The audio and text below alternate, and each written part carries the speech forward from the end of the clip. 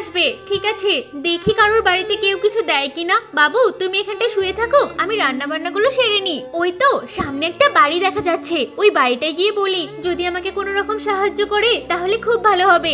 দিদি, দিদি কেউ বাড়িতে আছো? কেন কি হয়েছে? একটু সাহায্য করবে, খুব বিপদে আছি তো। কোনো সাহায্য করবো না, যাও তো এখান থেকে। আরে সাহায্য করলো না, কিছু তো দিতে পারতো। আরে এই তো এই বদনাটাই নিয়ে চলে যায়। এরা গরিব মানুষদেরকে মানুষ বলে মনে করে না, এত বড়লোক কিচ্ছু দেয় না ওরা। এই দেখি তো আমার ছোট বাবুটা কি করছে, কোনো আওয়াজই তো পাচ্ছি না। আরে ও তো এখানে নেই, তার মানে ওই মেয়েটাকে নিয়ে চলে গেল নাকি? তোকে যদি আজকে ধরতে পেরেছি তোর খবর আছে। এই মহিলা, এই তোর এত বড় সাহস, তুই আমার ছেলেকে চুরি করেছিস? দে বলছি, দে কোথায় রেখেছিস আমার ছেলেকে। বৌমা কি হয়েছে কি? মা বাবু তোমার কোলে? হ্যাঁ আমার কোলেই তো। আমাকে কি মারলো। এই নাও, শুধু বদনাই চুরি করেছিলাম, আর কিছু করিনি। আমাকে আর মেরো না বাবা, বিশ্বাস করো আমি আর কিচ্ছু চুরি করিনি। আমি চলে যাচ্ছি।